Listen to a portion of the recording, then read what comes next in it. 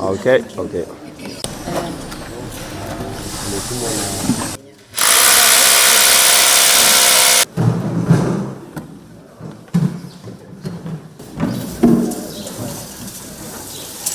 Ambazo in the next 1 week tutakuwa tumeshazi install, na ni kwa ajili ya support ambayo tumeweza kuendelea kupata kutoka kwa all the way from His Excellency the President and including the Cabinet Secretary for Sports, na we will continue giving a technical support.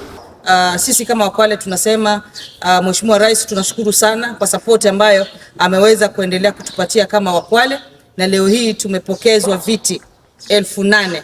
Tunasema serikali yetu ya Kenya inatujali, na tunashukuru Bwana DG, umetolewa all the way kutoka Nairobi mpaka umefika Kwale ili wizara iweze kutuangalia sisi Wakwale na masuala ya michezo.